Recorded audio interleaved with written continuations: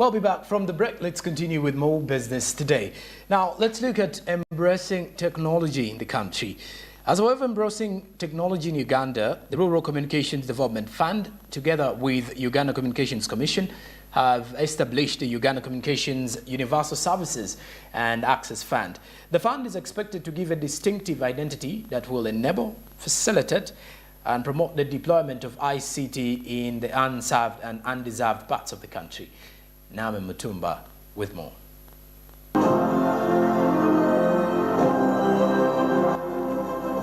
Rural Communication Development Fund, like the name suggests, it was premised on a thinking that ICT gaps would be between urban areas and rural areas, when actually, when you look at the broad ICT gaps, you can find them between gender, you can find them between ages, you can find them even within the urban areas.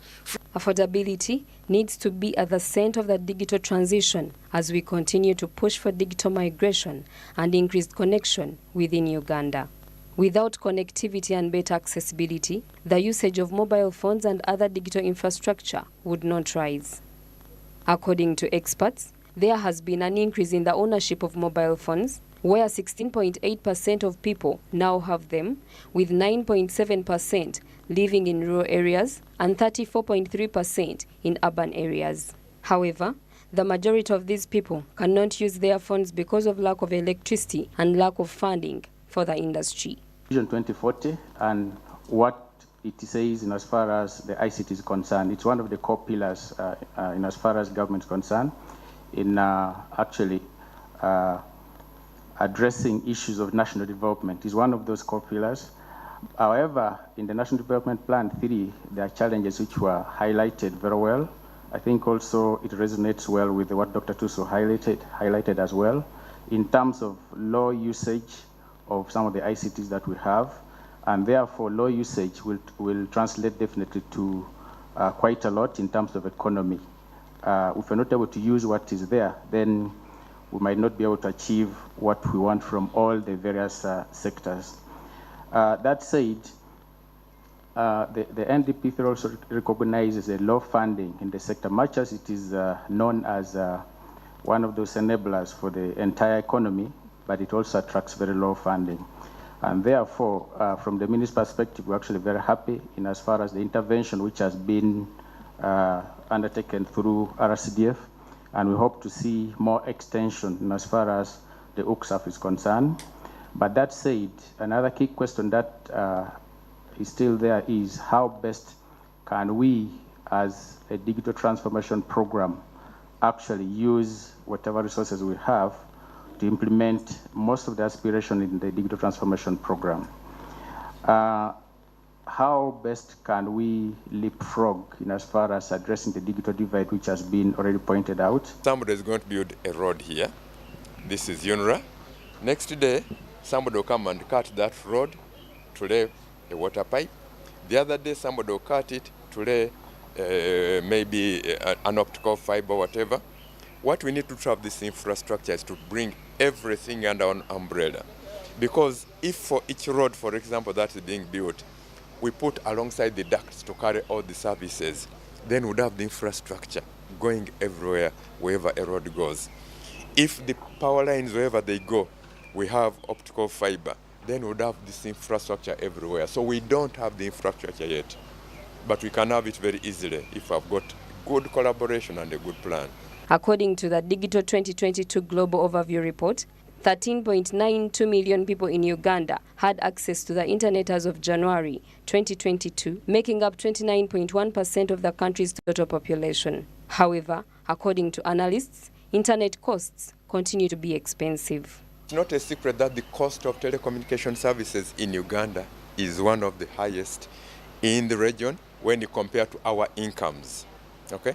So we always compare cost to income. So if somebody says, comes from UK, they'll say that this ndizi, small yellow bananas, they say it's only 1,000 shillings, 2,000. They say it's less than $1. But in the US, it is maybe $15, so they say that it is cheap compared to their income. But if my income is 1,000 shillings a day, then that is expensive. So compared to the income of the poorer sections of our community in Uganda, and that's the majority, they cannot really afford internet. Like the cost of making a call, like the cost of data. In Uganda, we know very well, because one of the inhibiting factors has been the cost of data. But at one time, the cost of data, 1 megabits per second per month, used to cost $2,000. Today, it has come down to $70. We are pushing it down. It will even reach $40 per minute. You've seen yourself, practically. The cost of data is going down. Even now, with 1,000, you can get some data for a whole day. The Rural Communication Development Fund rebranding will encourage the use of ICT in the neglected and unserved regions of the nations. Ugandans are encouraged to use smartphones. Connect yourself to the international web. That's where knowledge is. That's where buying and selling is. That's where service delivery is. Don't be left behind on this. Goal 9 of the 17 Sustainable Goals intends to significantly increase access to ICT and aspire to provide universal and inexpensive access to the internet in least developed countries by 2024, which can be accomplished by lowering internet costs and equipping people in rural regions. Naomi Mtumba, Smart 24 TV, Business Today. All right, now let's talk matters agroecology and food security.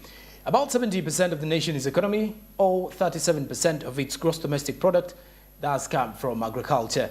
The agriculture sector has seen numerous improvements, such as the adoption of agroecology, and this particular one has resulted in a competitive, profitable, and socially beneficial food system that supports food security, nutrition, and livelihood security.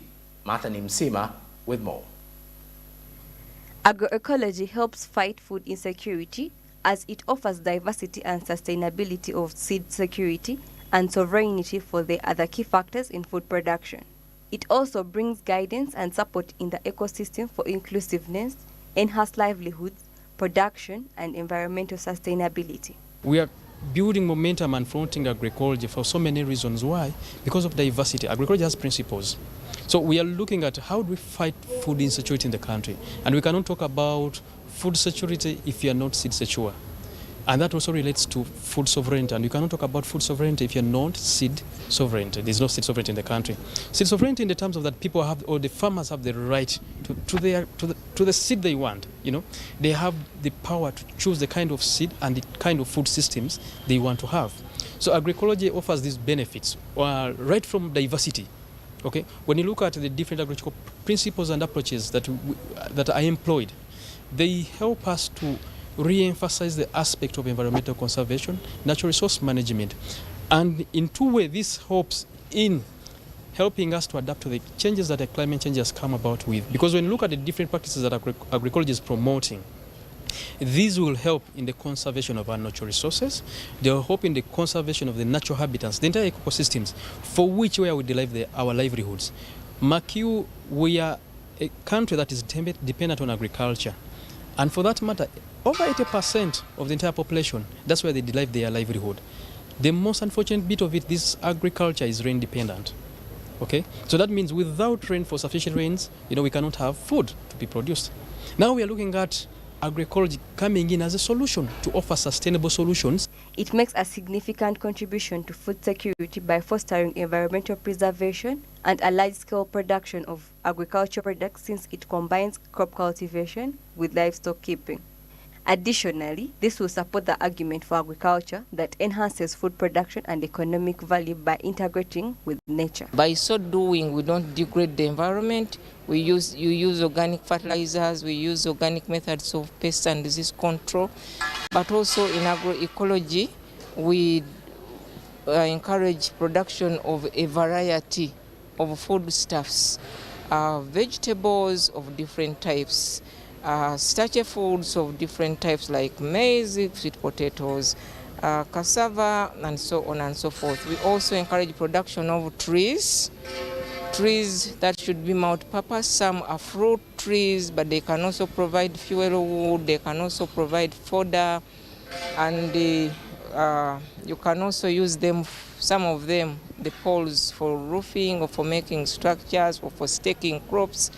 And We also encourage integration of those trees with the crops that I have mentioned, but also with the livestock, rearing of livestock. Other aspect of contributing to food security is through value addition. When a farmer produces maize, for example, he is free and at liberty to eat the fresh maize. But when the maize dries, we encourage farmers as much as possible to process it into flour. The flour can be sold at a higher price, maybe 2.5 times the price of seed, dry seed. But also that flour, in addition to bringing in a lot of income, can be stored so that even if it is not season for harvesting maize, the flour can last, or the dry seeds can last. Ugandans must make use of the existing resources to increase food production because the nation has fertile soils, which leads to food production, and not get caught in the wave of the GMOs that will take us back to depending the Western world for our foods. We need to reorganize ourselves, identify the foods we have around and utilize them properly, utilize them optimally before we go into GMOs. Uganda has enough resources to fight food insecurities.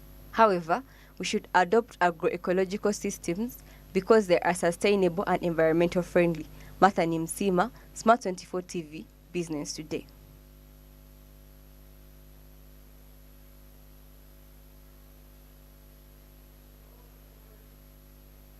All right, and that is it for tonight as we've come to the end of Business Today. Hope you've picked out something from these business reports that we do air for you on a daily. All right, and we've been coming to you live from Plot 42, Nile Avenue. Have a blessed night till tomorrow. Good evening.